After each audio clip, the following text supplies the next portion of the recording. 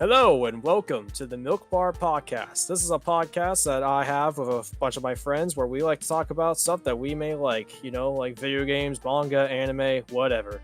Anything that's on our mind, we'll talk about it for like 1 hour, or 1 hour 30 minutes, or maybe even 2 hours, who knows. I am, of course, here with one of my friends. Sadly, the other friend who was supposed to be on here could not make it because of being tired and this whack-ass schedule that we've had all day. But thankfully, one of the scheduled people is here, and here he is right now. Hi, I'm PolarTundra10. I do YouTube content based on Kingdom Hearts, Sly Cooper, and Zelda, and I stream on Twitch as well. All right.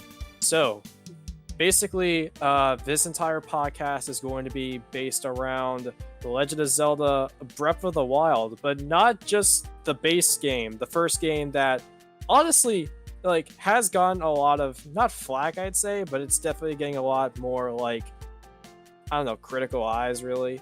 I don't know, just a little quick thing. It's like, for some reason it seems like Breath of the Wild's getting more critiques nowadays, and because I remember a time where if you critiqued Breath of the Wild, it was seen as criticizing the Bible itself. So I don't know, but Breath of the Wild, I'm pretty sure we're all aware of it. Breath of the Wild is the biggest Zelda game overworld-wise and somewhat lore-wise, because this is, while it's not the most original story in the world, 100 years passing, sleeping and jazz, you have to go defeat the great evil and stuff.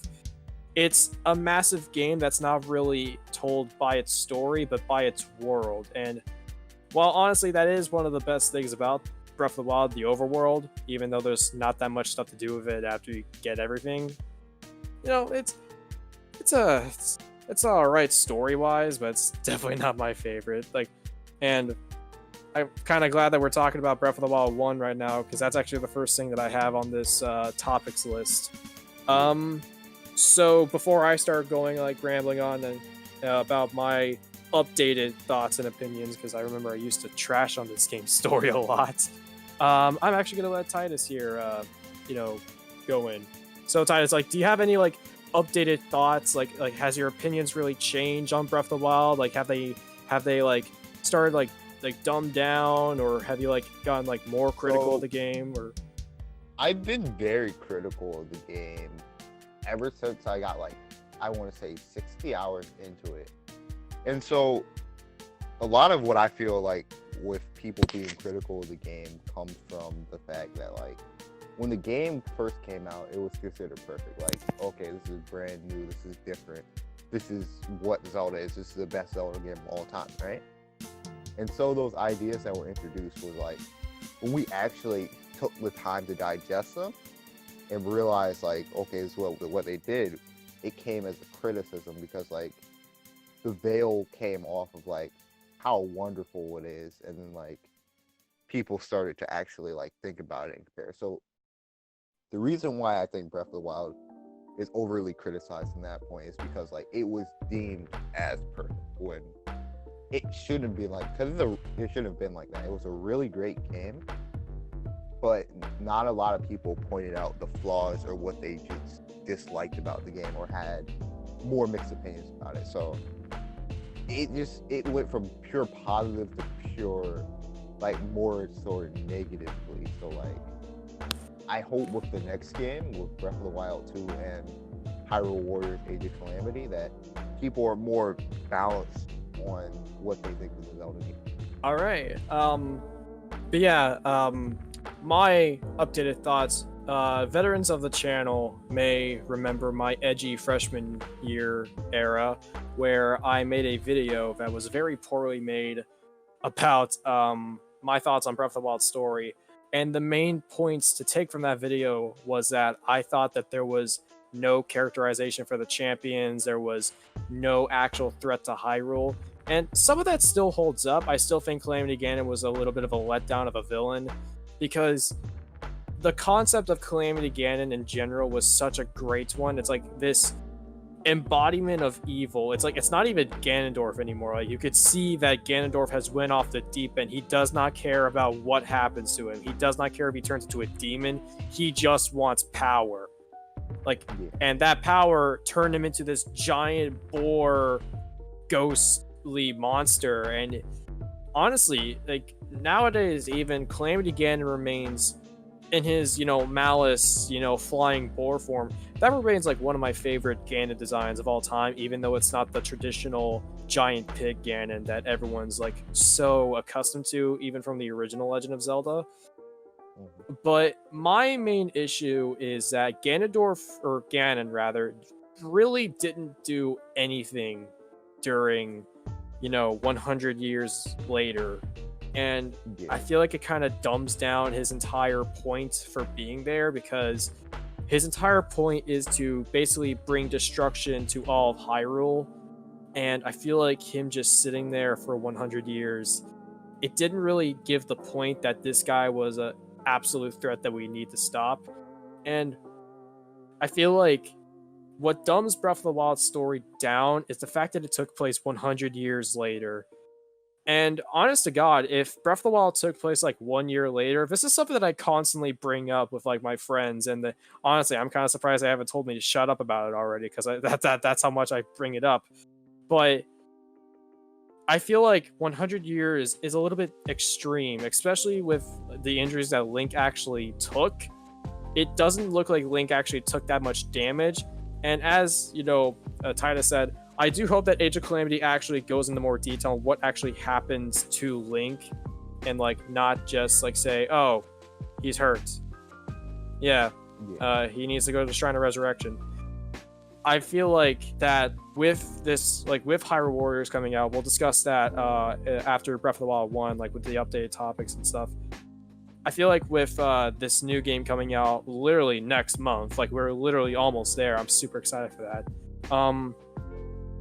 I feel like we're gonna get like a lot more like emphasis on the story, and that's something that I really hope, because Breath of the Wild, going back to it, I actually went back to Breath of the Wild just to see if my thoughts still hold up. And besides the story, and like, I actually really, really love this game. It's like my number 5. It's like it's number 5 on my top 19 Zelda games. Like the overworld, while empty when you finish everything, well, that's a no duh. It's still possibly like my favorite open world besides the Wind Waker. Actually, yeah, I think Wind Waker is my absolute favorite, because in Wind Waker, it was literally like basically every single square on the map had content in it, and that's something that constantly made me like go like actually wanting to like sail the 7 seas in Wind Waker, because I mean it was just a big open world and I loved it.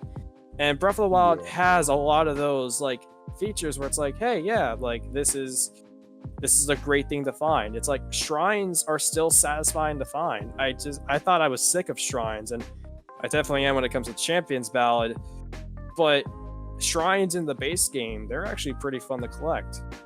So honestly speaking, like impressions wise, I mean, not a lot's changed story wise, but as a game in general, sorry, story wise, I feel like I was a little bit too harsh.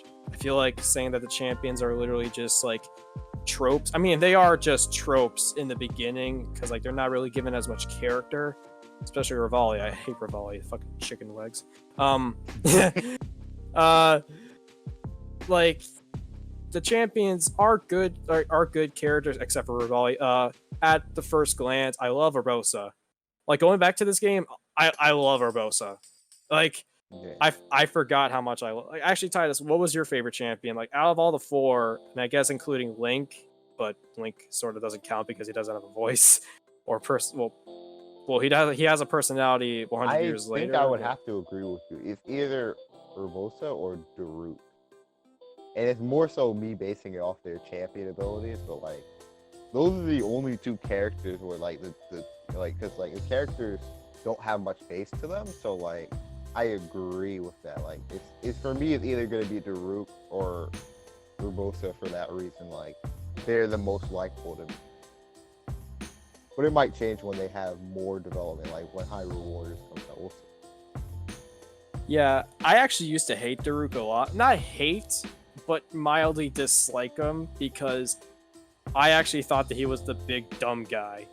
And he is that he sort of looks like that stereotype on paper. It's like, but going back to it, he doesn't really have any moments that make me say Daruk is dumb.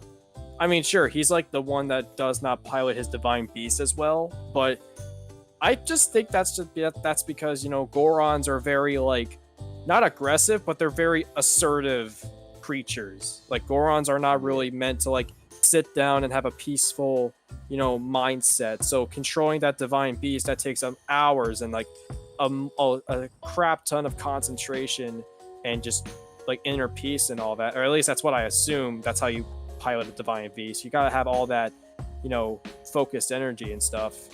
I feel like that's why it took Daruk a long time to, like, fully get his, you know, his mind into, you know, gliding into a divine beast. But, you know, it's like, you know, honestly, Daruk is like, I prefer him over Darunia, and that's probably gonna cause a lot of uproar. It's like, yo, what the fuck? Darunia's like your brother. It's like, yeah, well, Daruk also treated you like your brother, so, I mean, he didn't call you little brother, he called you little guy, but it's like, come on, me. That's kind of brotherly to me, so. Yeah. And Urbosa, though, like, honestly, I feel like you and I could possibly agree on this, Tidus, but, like, the idea that Urbosa is a champion and she agrees to being a champion is to finally stop this evil that's been plaguing Hyrule for, like, thousands and thousands of years and generations and stuff. And, like, the fact that he was a Gerudo once, like, Ganondorf was once a Gerudo, that just makes this more personal for her. And I feel like when she said that, that just, I can't believe I forgot about that. I honest to God, I think that was actually a very arrogant thing for me to say, where it's like, oh, the champions have no character. That was character right there. Yeah, exactly. Like, that's some good character right there. It's like, I want more of that for all of them, really. Yeah, it's like, I may hate Rivali, but I actually want Rivali to, like, I want to have a moment where I can actually understand why Rivali is like this. Because, truth be told, I love tsundere characters. I love Severa from Fire Emblem. She's, like, my second favorite girl from Awakening. So, like, I'm pretty sure I could say that I love tsundere girls. But it just depends on the type of tsundere that they are. If they're the type of tsundere that is obviously the trope, but they have a bunch, like, a lot more, like, depth to them, and you can actually see their development, I love that. But if you're someone like Felix from Fire Emblem Three Houses, who doesn't really show that much depth and, like, you know, actual development, because, I mean, Felix calls Dimitri a bore throughout the entire game, and he always means it in a very demeaning way. So when he says that at the very end of the game, when you're gonna go fight Edelgard or demonic Edelgard or whatever, you know, he says, "Be the bore you were always meant to be." It's like, okay, well, I mean, do you mean that in a good way or a bad way? But I just want Rivali to be, a good character, because the first impressions I'm getting from Breath of the Wild 1, they're not good. Especially for the fact that this is a guy from the Rito tribe. And let me remind you, that tribe in Wind Waker was, like, some of the most humble people out there. Or bird people. Whatever. Never mind. Exactly. So what I think Breath of the Wild, like, struggled from, and I think this will be fixed in Breath of the Wild, so I'll explain more into that section, but it struggles from the fact that nothing has been made on the open world scale for Zelda like that. So, like, so much was put into the size of the world that the world itself suffered from it. Like, because a lot of open world games, like, when you make a giant world, it limits the amount of content you can put in that world. Like, you need a lot more work put into it. There's a lot of work put into the game, but, like, a lot of areas feel empty compared to, like, say, the Great Plateau versus a lot of other areas. And so overall, like, general improvement of, like, that, and that's why, like, the characters, the story, and even parts of, like, the combat and the gameplay are pushed aside for the world itself, which I think is something that will be fixed really well in Breath of the Wild.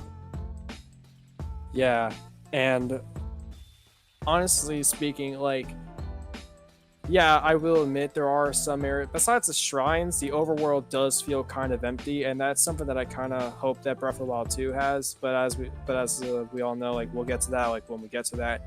And I feel like talking about all the sort of issues and like updated like thoughts and opinions about Breath of the Wild. Basically, to end this segment off and like enter the Age of Calamity one, that's really killing, where we could like start fanboying. And I'm pretty sure Tidus can see from my like Discord. If you have me on Discord, you could probably see like my little message on there. It's like Purra probably smells like strawberry. Okay. I'm not a simp. I'm not a simp. It's called respecting women, okay? I'm just complimenting her smell, okay? I'm not a simp. Tal's a simp. Tal's a simp. Oh, man. I'm sorry. That's a little bit more than a simp. Oh my god. Oh, whoever's watching this and are not on the server, they're not gonna get this joke. But anyways, moving on to Hyrule Warriors: Age of Calamity. I'm actually kind of surprised they didn't call this like The Legend of Zelda: Breath of the Wild / Hyrule War. Well, actually, no, that would have been like a way too long time. Hearts title, right? Oh god, don't even get me started. Do not even get me started. Don't get any of us started, because I'm pretty sure all of us hate the long ass titles. But yeah, Age of Calamity. Let's just call it that. Age of Calamity. This is where I actually start fanboying like hell, because it looks to be all of the problems I have with Breath of the Wild 1's story, the way that it's told, is being fixed here. Like, I watched the trailers. I watched the little teasers for Robbie and Purra and Master Koga even, and I see like a lot of potential. I see like a lot of like met potential here. It's like, because one of the things about Breath of the Wild 1 that I didn't even bother mentioning, I realized I didn't mention the Yiga clan. I thought the Yiga clan in Breath of the Wild 1 were wasted potential. Not the Yiga clan itself, but Master Koga especially, because he's the leader of this clan who I thought was the catalyst for Calamity Ganon returning. They had some sort of, plot to be in this whole ordeal to have Ganon return. And that's something that I always thought that would have been like a very interesting idea. It's like, you go into their hideout and you find out, yeah, they planned this 100 years ago. But then you met Koga and he's just a fat dude. I mean, I get it. It's funny. He's this super, like the Yiga clan are like this super imposing leader thing, but their leader's a doofus. I get it. It's funny, but why does it have to be the Yiga? Couldn't you have done it with like another rival group of couldn't you have done it like a rival group of mercenaries? I mean, I probably would have had the same criticism with that, but even then, it's like at least it wouldn't been the. It wouldn't have had the same weight to it because of the potential of the. I see what you're saying. Yeah, it's so hard to get words out right now. But yeah, I can see like with Age of Calamity though, like with the Master Koga trailer, but like not just saying for the fact that Koga has like a really good voice in my opinion. Like we're seeing more Yiga clan generals, it looks like, and of course we saw that Botw looking guy at the end of the second trailer, or at the end of the Master Koga trailer, and sort of proving my whole theory that the Yiga clan were like a catalyst to the return of Calamity Ganon. And honestly, seeing that, it's like it's making my mind blown. I'm super excited. I pre-ordered this game. I'm getting a silver ladle. I'm gonna beat the shit out of Ganon with a silver ladle, and then I'm gonna die. So, fun stuff. But yeah, did you want to add anything onto the Yiga clan thing, or what? Did I basically steal your thunder and said everything? I don't have much to like do with like the Yiga clan. Partially, I wonder what they're gonna do with it, like going forward to like introduce it. Like, is there gonna be a new Yiga clan leader, or the Yiga clan done completely? I'm just curious on what they're gonna do with that. So. I really want to know like what's the deal of like with that second general looking guy, because that guy, from what Nintendo actually like tweeted out and something that I retweeted saying that as long as it doesn't make the Yiga clan a joke, I'm okay with it. Like. This dude is apparently the guy that Master Koga. This is like the second in command, basically. So we never saw this guy in Breath of the Wild 1. So I'm just asking, what the hell happened to him? So that's another thing that's actually getting me excited. Is Link gonna kill him? Are the champions gonna kill him? Is he just gonna kill himself or something like the Garo from Majora's Mask? We have no idea. So it's like, like honestly, Age of Calamity itself is like actually like giving us a bunch of like detail. Like it even shows us like some of the fall of Hyrule, because we all know this game isn't gonna have a happy ending. This is gonna be probably of a big comparison, but this is basically going to be the Infinity War of Zelda. This is basically going to be Zelda Infinity War, because it kind of is an Infinity War, because 100 years later,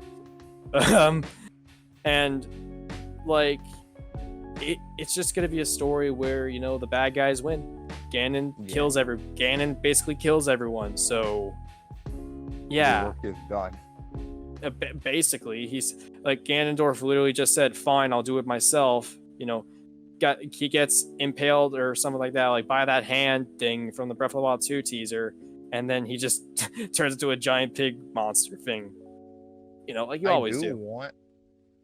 I do want to see them talk a little bit about the history of what happened 10,000. Because I feel like that's going to play into the future game. In my mind, Nintendo's going to do a trilogy, but I am not sure. So we'll see. But I don't know. I think they're going to do it. So that's what I want from Age of Calamity, just a little bit more of the history and lore. If Nintendo has a place for this in the Zelda timeline, or if they definitively don't care, because either way, I'm a little bit curious. Yeah, as you said, it's like I just want there to I would also like if there was more history on like 10,000 years ago, but I feel like they shouldn't share too much of it, because I feel like that's like one of the biggest mysteries of Breath of the Wild. Like, one, I feel like that should be a thing for Breath of the Wild 2, the 10,000 years ago subplot. Like, but I'll talk about that more when we go to Breath of the Wild 2. But with I honestly feel like this story with this game and the whole gameplay, etc. Getting into that in a bit. Just gonna talk about like more of the story and then I'm gonna move on to gameplay stuff.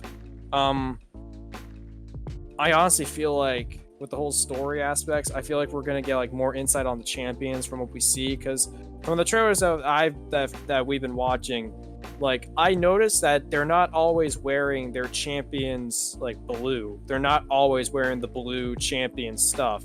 So a part of me is thinking that literally half the game we're going to like have them, not be in their, champion colors. Like they're gonna be tested of some sorts. Because what exactly did they have to do to become champions? That's something that I always wanted to know. Like, what exactly did Rivali have to prove that he was a champion, that he was worthy of being a champion? Like, what did Daruk have to do? Or Bosa, Mifa? Well, all Link had to do was pull out a sword, so I guess that answers that question. But I just think that, this game is just opening up a lot of missing plot points from the original game, and I feel like Nintendo was actually thinking about that. I feel like Nintendo purposely made Breath of the Wild 1's story like the way it is, just so that way they could hit us with all the feels and emotions like for Age of Calamity and Breath of the Wild 2. Which, if that's the case, Nintendo, you're masterminds. And I kind of feel sorry. I kind of feel bad for, shitting on your game for like the past, I don't know, year or two. I don't know. But, That's what my fear about it is, though. And this is a criticism that either is going to be dead right or dead wrong. When you make a game and then parts of the lore are explained inside of another game, it can either enrich the experience of the other game itself, or it will still be there, but the game itself, those aspects still won't hold up. And if you know what I'm specifically talking about, another game series, as I say that, but Kingdom Hearts. Yeah, but it's just like that kind of you got to be careful like when you do that. So like, I could agree with you because I don't know how much is planned out. I'm just very curious on what they have there. I do feel like the main difference between this and Kingdom Hearts is that Kingdom Hearts added pretty lame and really unneeded side plots and character of Shion.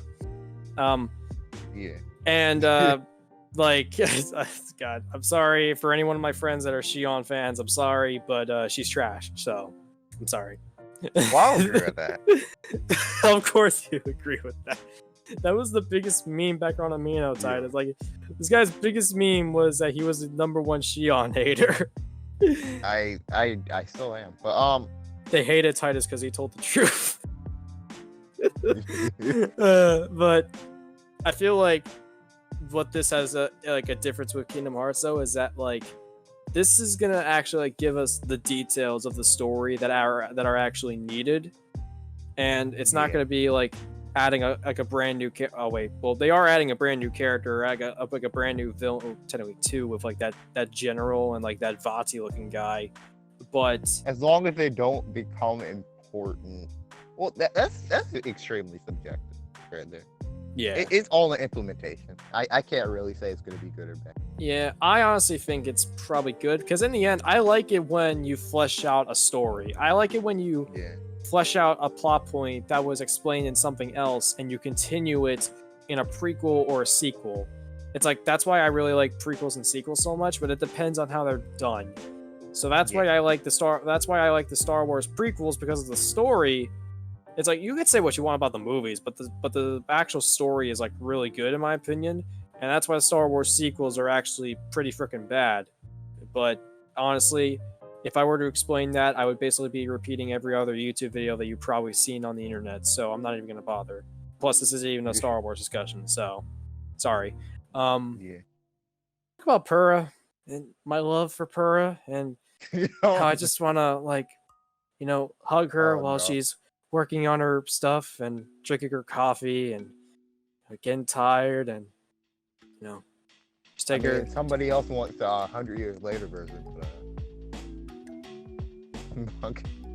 That's a no time. We do not allow lollies in this bar. But yeah, you have to be of age, 18 or older. No, we're not going there. We're not going there. This is the milk bar, not the age bar. Well, but it really the change was really different, and I want to talk about why does Impa look so much like Paya? Well, that's so funny. Well, because Paya's like her granddaughter and stuff. I didn't even think about that till now. I'm like, I guess it runs in the family, but I'm like, they look so similar. It's funny. Yeah, so like, but the main reason why I brought up Purah first is not just because I love her, and people who say she looks like an e-girl, please log off. She's not an e-girl. She's not an e-girl, I swear. But one of the main reasons why I brought up Purah is because that's actually something that I wanted to go into with Age of Calamity some more, because I feel like with Age of Calamity we're gonna get a lot more detail on the Sheikah technology. Like that was like my biggest investment into Breath of the Wild. I love the idea of the Sheikah being one of the main impacts of this universe. I love it. I just love the Sheikah in general. It's like the Sheikah are possibly my favorite race besides the Zora, because the Sheikah are just, well, for one, they're ninjas, and I love ninjas, but they're also samurai. Like there's some instances where I feel like that they're both samurai and ninjas, but it's whatever. For one, basically they're ninjas, but two, they're also like really badass. And even though we only seen like one or two, like we've seen Impa and we've seen Sheik, we haven't actually seen like the full tribe until Breath of the Wild, like with the monks and all that. But I feel like with Age of Calamity, we're gonna get a lot more like details on this technology. Like how exactly did we get to this point where we have a literal iPhone as our map? Like how are we gonna get to the point where we have a fucking motorcycle in this game now? It's like, I feel like this entire like story, since it's taking place like in the past and all these characters are younger and like less experienced with this, we're gonna have a lot more like investment into Sheikah technology, especially since the Guardians and the Divine Beast still haven't turned against them yet and completely decimated everything. So I feel like this game is also gonna like put a lot more detail into that. And as a big fan of the whole Sheikah aesthetic and the whole blue of Breath of the Wild, like it just yes, I'm 100% there. Like I am just more Sheikah, please, more Purah, more Purah. She's like more Purah. It's like Purah. More Purah, please. It's like Ooh, I'm just saying. Religion. Can I join? yes. I mean, okay, listen, okay. Someone's gonna say it, so I might as well say it now. Robbie's cool. I would hang out with Robbie. Purah. Okay. I don't think I have any more on Age of Calamities, really. I probably just need to play the game. I haven't seen much of it, but I just want to see what they do with it. All I can really say about gameplay-wise is that gameplay-wise, I'm loving what I'm seeing so far. I wish this game was open world, but at the same time, I feel like this game doesn't need to be open world for it to be like really fun, because we could definitely still explore like all these like unruined towns and like all these like basically everything before it was in ruins. Like we could still explore that as we're going through the maps. But honestly though, that is something that I kind of wish was a thing. I really do wish that you could just go around the maps like in Warriors games. Like that's probably a feature, and I'm probably a fucking idiot for not realizing that. So please let me know in the comments. But honestly, like the gameplay, like this is a standard Warriors game, but it has that Breath of the Wild feel to it. You have your shield surfing, your bomb runes, your runes in general, and everyone's moveset looks really nice, and like the environments look pristine and amazing, and the fact that weapons don't break, that's a godsend. Thank you. Oh my, okay, that's how I'm sold on the game already. Yep. So the silver ladle's not going to break, everyone, so your pre-order is 100% absolutely justified, so you don't have to worry about it. Imagine if you pre-ordered that and then your weapon just broke. Dude, I would actually kind of be salty, not gonna lie. I would be more than salty. I would tilt. You would kill like you would just like go to Reggie's retirement home and just be like, you're the only one I'm most recognized with, so die. Yo, I'm like, Reggie, why do you do this to me? And then Reggie just turns into a giant robot. It's like to balance you. It's like, I'm sorry, Tidus, but I cannot allow you to do that. Oh wait, one more thing I was thinking of. Yep. Since they're showing off so many more playable characters, since the first, well, I'll talk about that in a second. I think they might do something with characters in the future. Characters might have more use. Like, it's seeming like they're making characters more important. That's what I'm basically trying to say. And I like that in general. Yeah, I feel like with playable character. Oh, I'm sorry. You go first. Oh no, I was.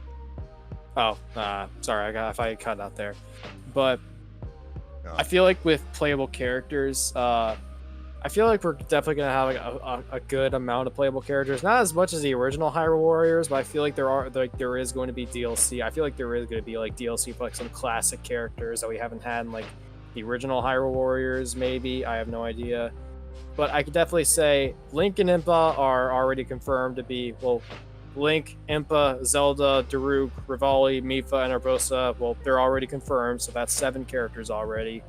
But if I were to say Master Koga, probably that Yiga General, that Vati / Aghanim looking guy, maybe Robbie and Purah, I fucking hope so. And I really don't know like who else could. I mean, I guess the King, but at the same time, the King was bad in Hyrule.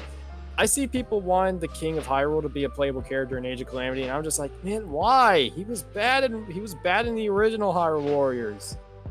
Well, maybe that's just me. Maybe I just don't like slow characters. Maybe I'm just bad with them.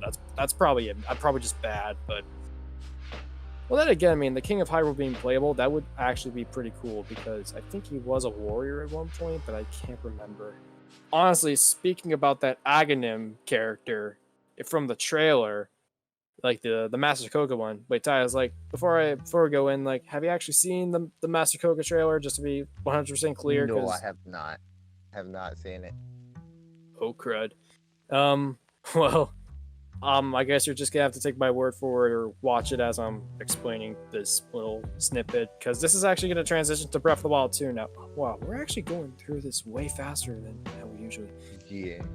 I don't know if that's a good thing or a bad thing, but I think that's probably a good thing. But anyways, with Breath of the Wild 2, with all this Ganondorf resurrection malice, green hand, Link getting his arm ripped off like he's Nero from Devil May Cry 5. I feel like this Aghanim / Vati looking character, who is looking like he's sort of a captain or a general of the Yiga clan as well, of a certain faction.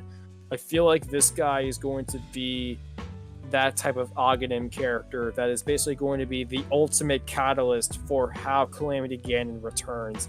Because the way I just look at him, the way that he just stares at the camera, or the way he just stares into like the point of view and all that, with his eyes and stuff, like with the malice eye, like the middle of his forehead, it's like, dude, this guy knows some shit. He worships the malice and he wants Calamity Ganon back as much as everyone else does.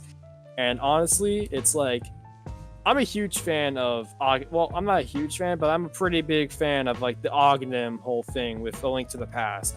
Because the idea of Ganondorf taking on an alter ego, it kind of shows that he still has that tactician mind of his. Because remember, Ganondorf was a thief. And to be a thief, you kind of had to be a smart tactician to get away with a lot of stuff. So naturally speaking, the idea of a person who like is probably a very sneaky tactician / thief guy, maybe he has like a bigger story to tell. And that's what I think. This whole theory is probably going to be like really crazy, but maybe this guy from the end of the Koga trailer, maybe this guy is like a separate entity from Calamity Ganon.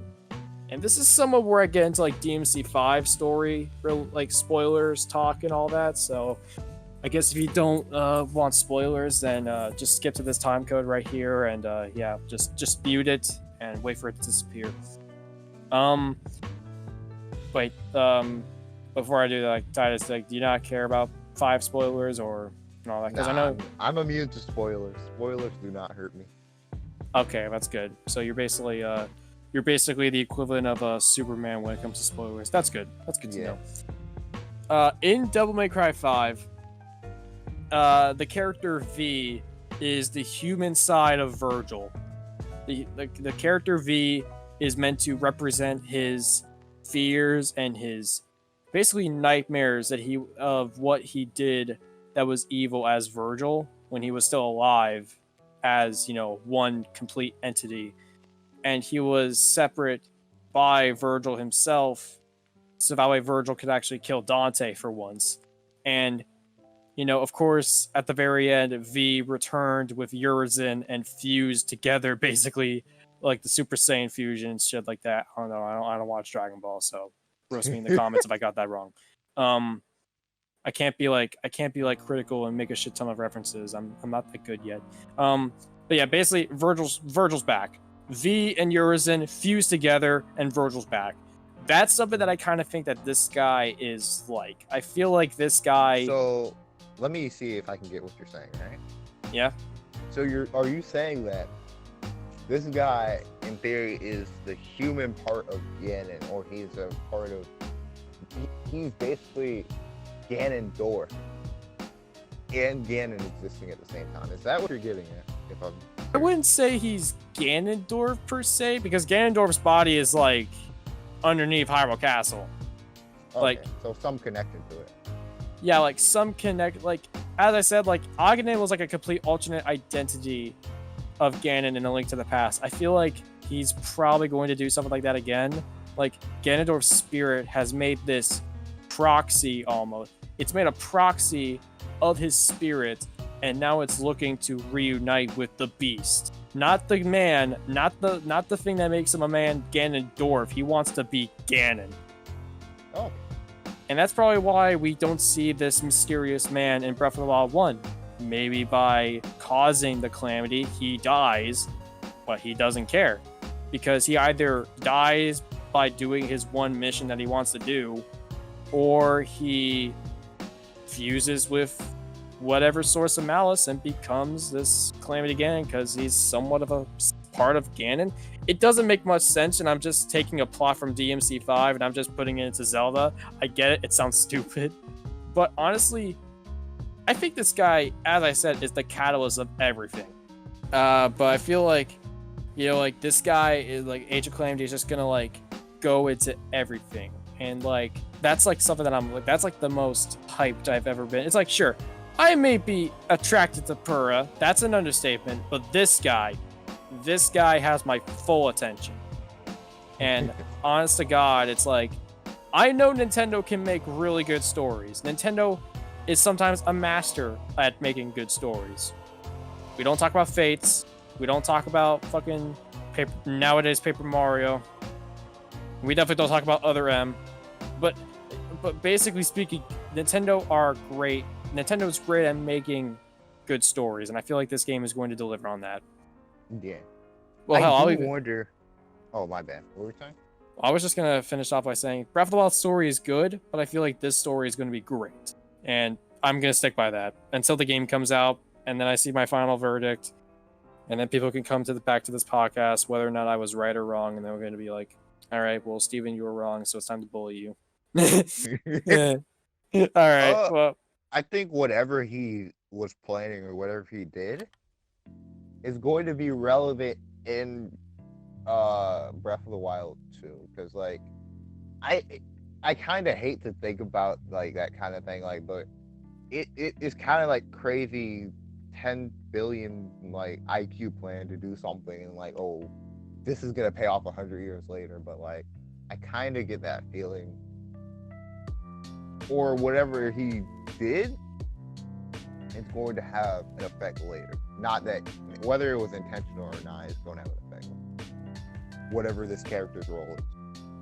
Because honestly, I feel like I just hope that this villain has like a lot more depth than like what he already has based on his design alone.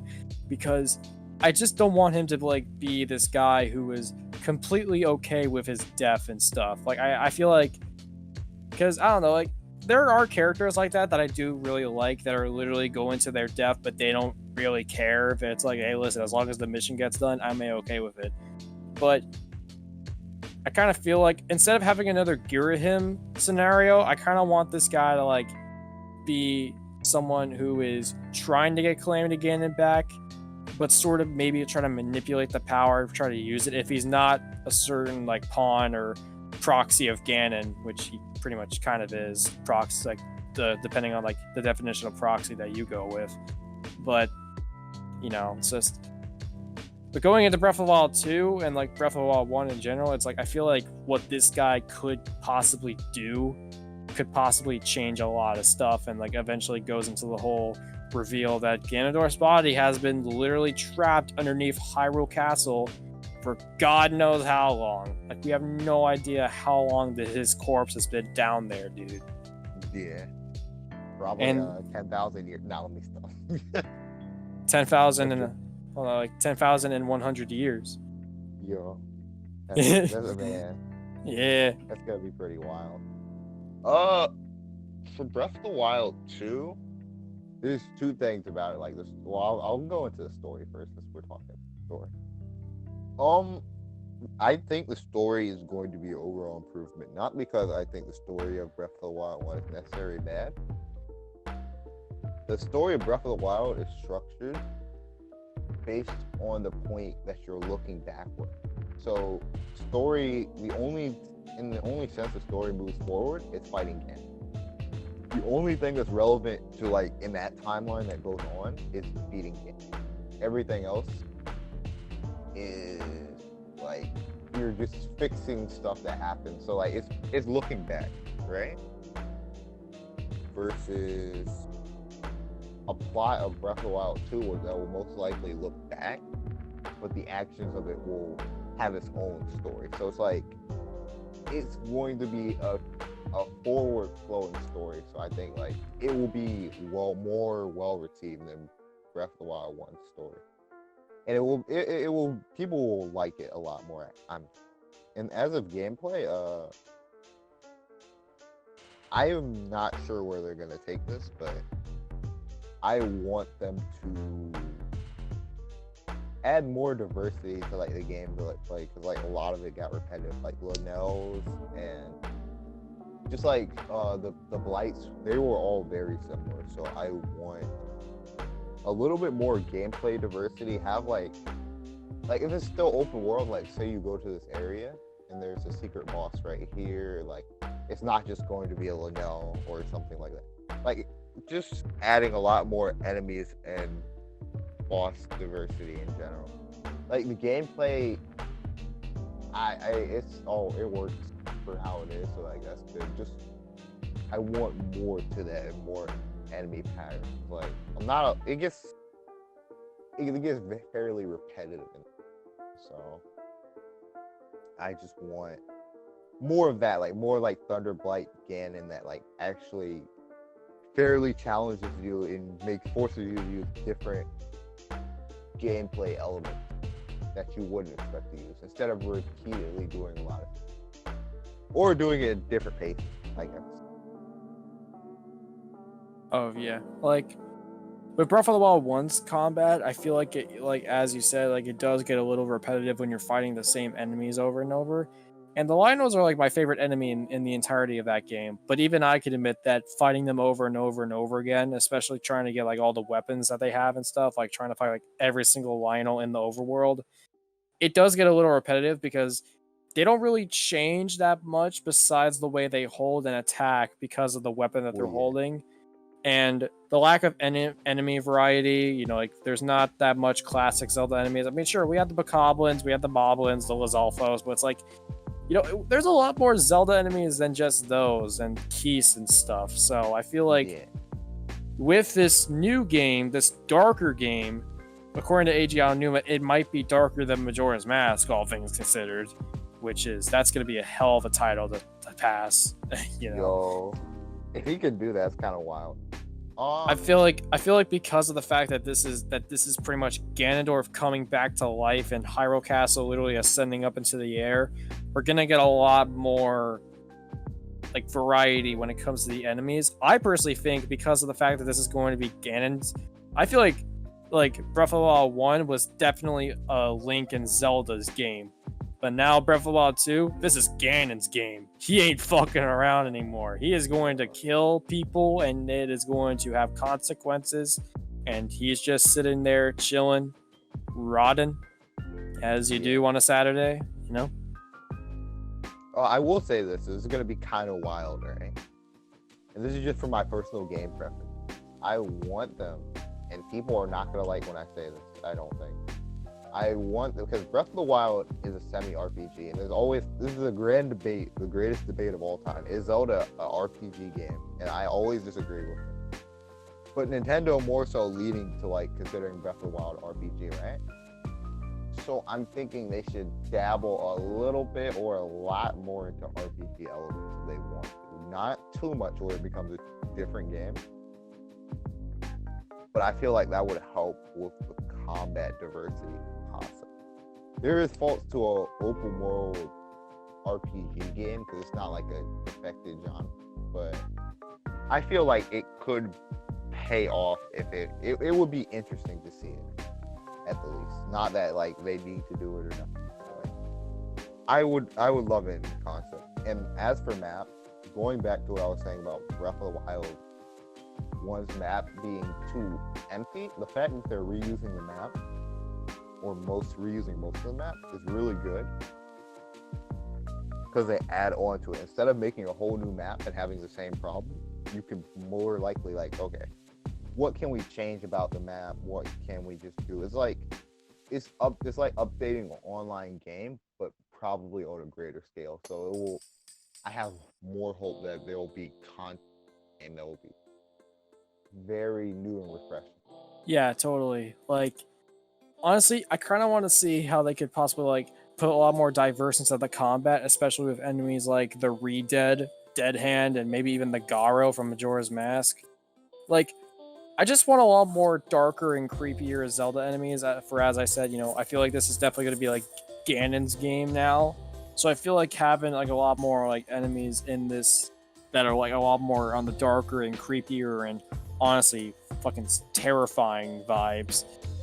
And I think that they could possibly even bring back some of the unused concepts of the Guardians even.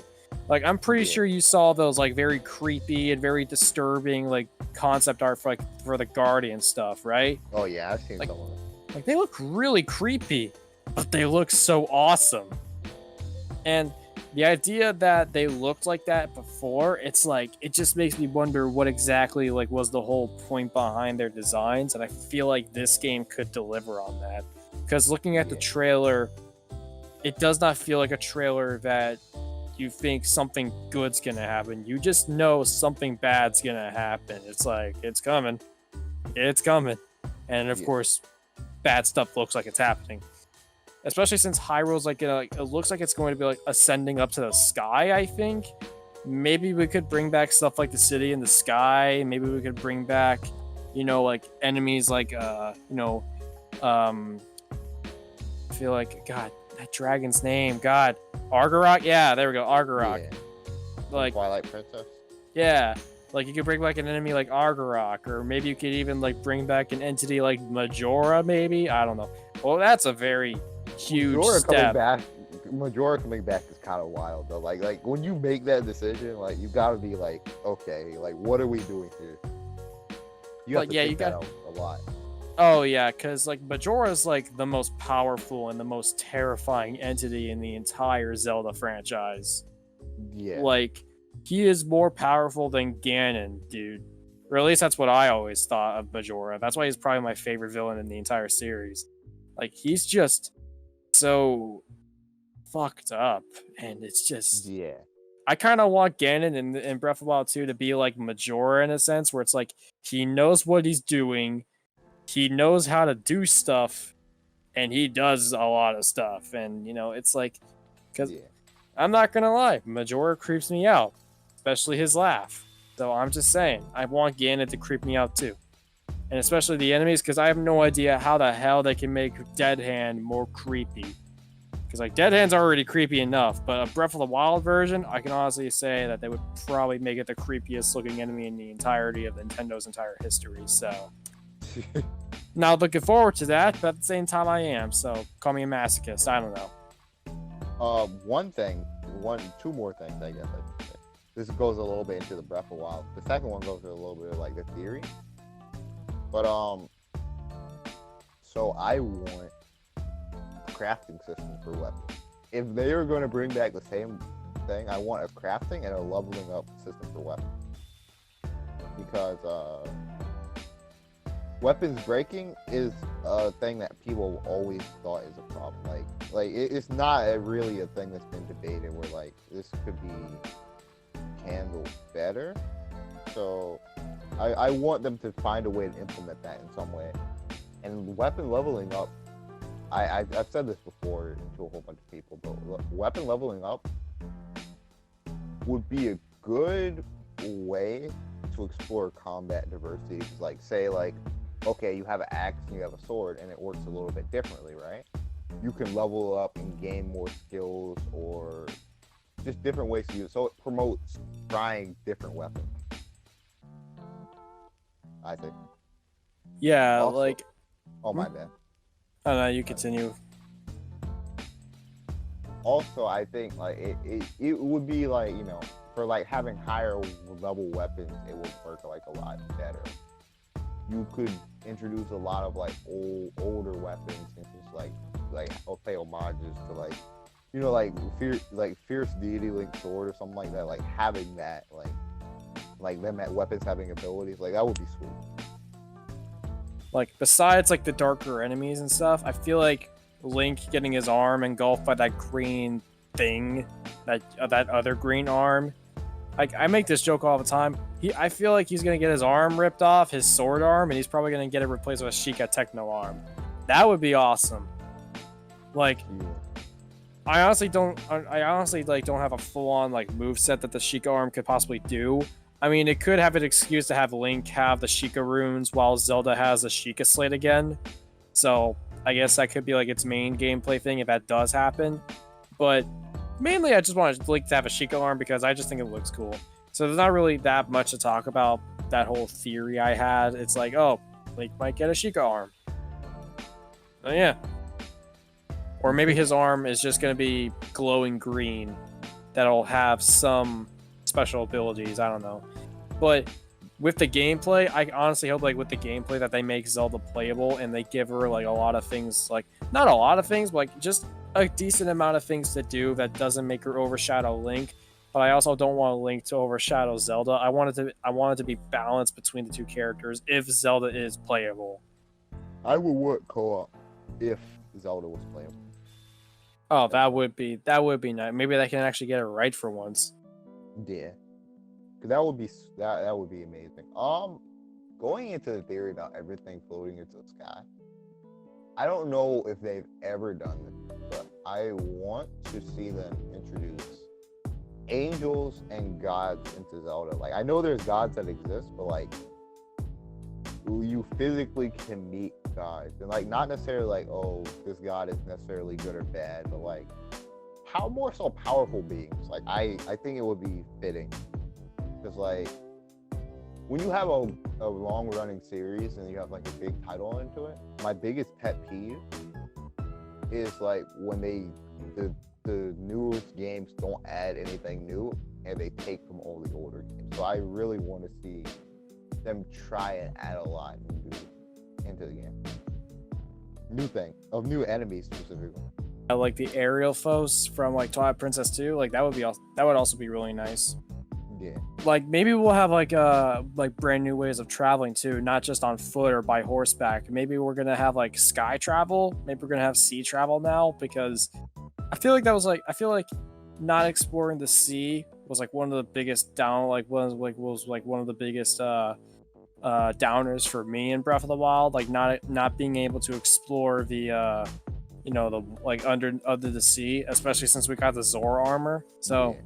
I feel like maybe Breath of the Wild 2 could finally implement some sea travel and sky travel, like, because I feel like even like since they are gonna like reuse the overworld from Breath of the Wild 1, I feel like we're probably gonna like go back there, but in some parts of the story we go up to the sky in some sort of like sky palace overworld thing, and it could like make the gameplay like much more interesting because of the different ways of traveling. It's like, if you want to fly a Loftwing around Hyrule, like around Hyrule Field, like the ground level, then you can. Just don't get too close to the ground, otherwise, you'll automatically get back off and all that. Nice. If they actually introduce Loftwings again, which I highly doubt, to be honest, because we haven't seen them since Skyward Sword or anywhere else in the timeline. Yeah. I don't know what they would think about aerial combat, but like most games like to stay away from flying, because most people don't like flying combat. I can name one game singularly where I've like the combat of like flying, like where in most of the combat is like basic like ground combat, and then like light combat translates well. I don't know what they'll try with that, but like if you did like loft wings, or like you're flying on top of somebody, like with like the paraglider and all that, I think that could work. But like I don't know any other way. Yeah. I don't know. I feel like with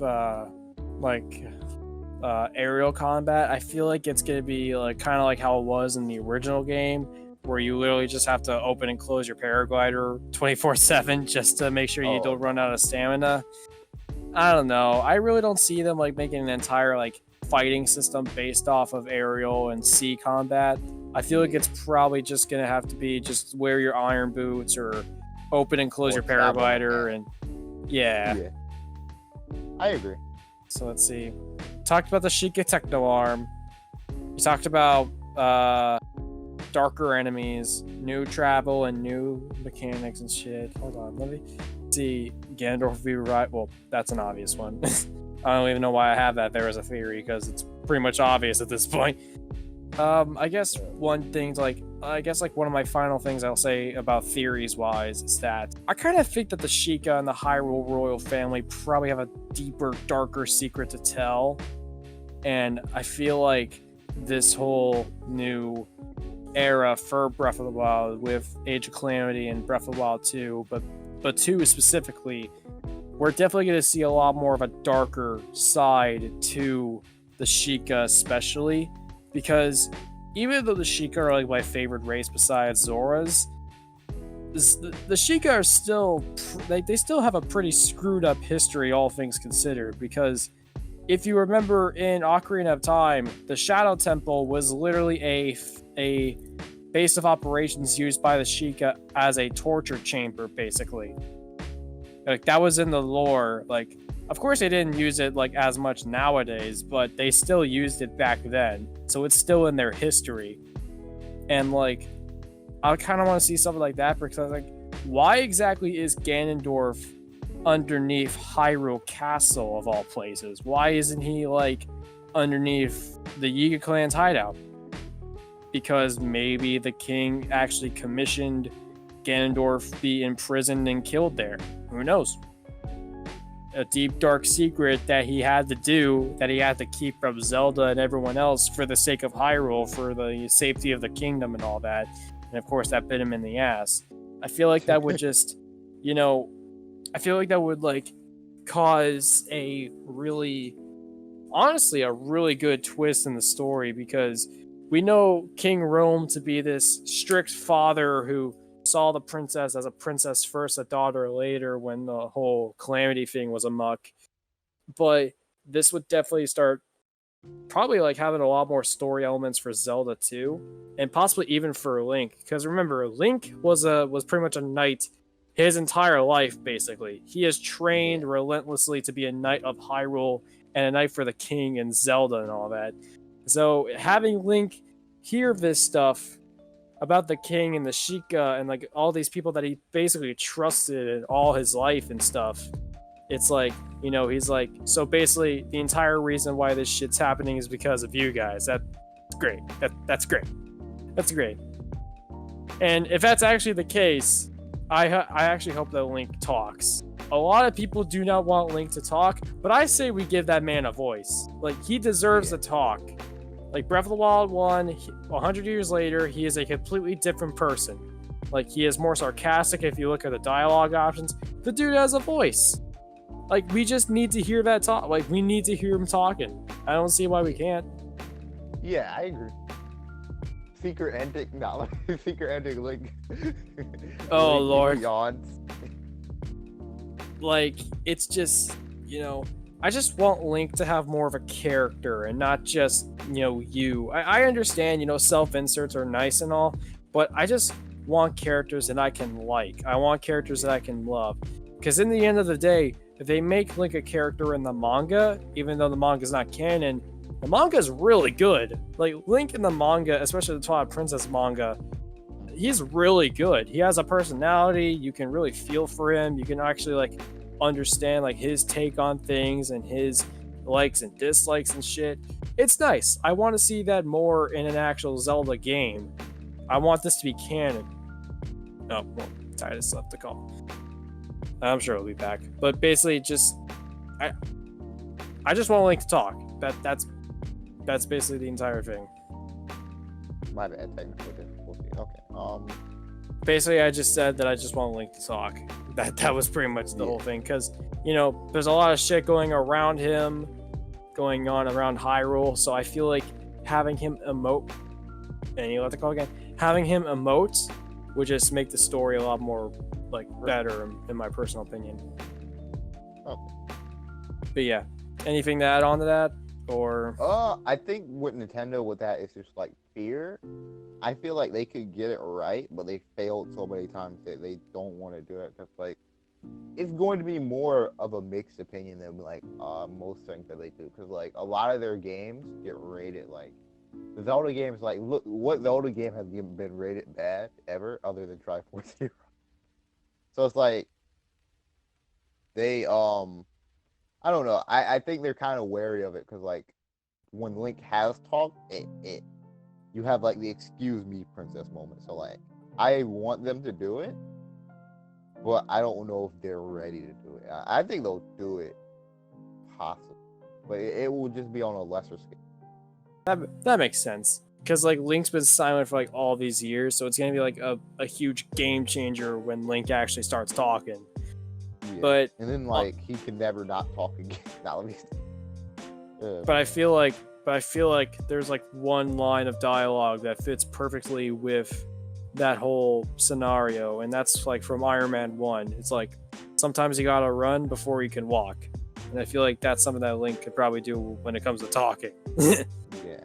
The last theory that I really have for Breath of the Wild 2 is that we're gonna definitely see more of the Yiga clan, like be more of a presence like they are in Age of Calamity. And maybe they'll pull a Zelda 2, The Adventure of Link, where the bad guys in that game all want to kill Link to sprinkle his ashes onto Ganon, or sprinkle his blood all over Ganon's ashes. I feel like the Yiga clan are probably going to be after Link and Zelda to possibly do some of that, something like that's like a sorcery shit to like bring Ganondorf back, because Calamity Ganon didn't work because he's dead now. So maybe the original G could actually do something, you know? I feel like the Yiga clan are going to possibly be in this whole scenario where they're going to hunt down Link and Zelda more often than not.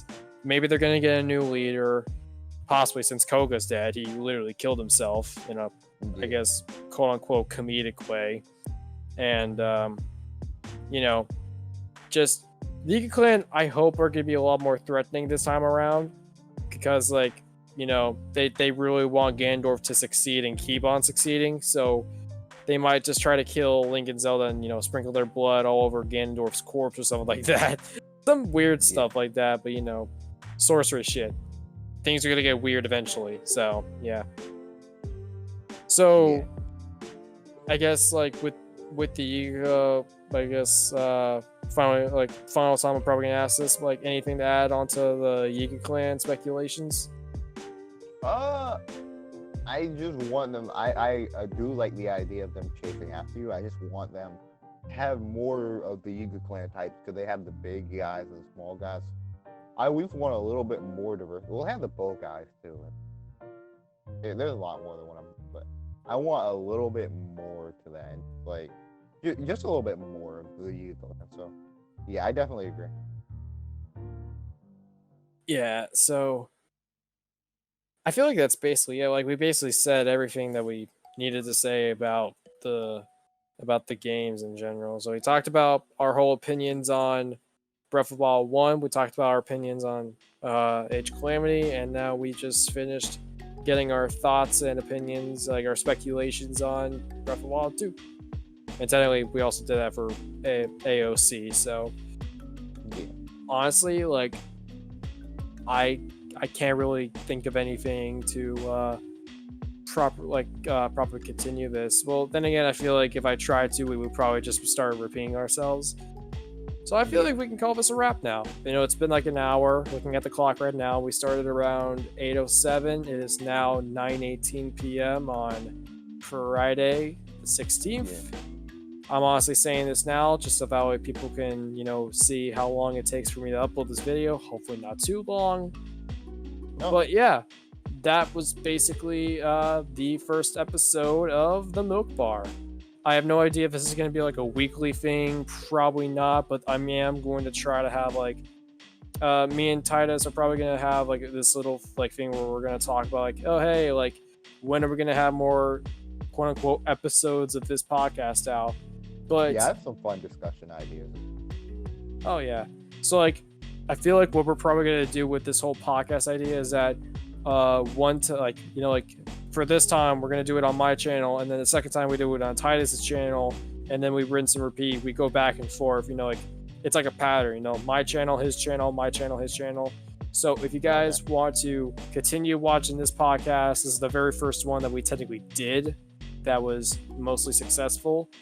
So like, we've done podcasts in the past, but I feel like this is one that we're doing like by ourselves and stuff. So I'm a little nervous and shit on how this is gonna go. I feel like this went really well though, and I hope you guys enjoy it too. But yeah, if you guys want to keep up with the podcast, and I'll keep you guys updated on that, then please go subscribe to Tidus's channel. It will be in the description below. And yeah, before I close the bar, do you have anything to sign off with? Thank you for inviting me to this podcast. It was a lot of fun, and I've been PolarTundra10, and I'll see you guys later. All right. Well, once again, this was Steven, aka Bootleg Ren. And as always, I'll see you guys in the next discussion video, or AMV, or shitpost, or the Pura Shrine. I have no idea. Well, whatever. Goodbye.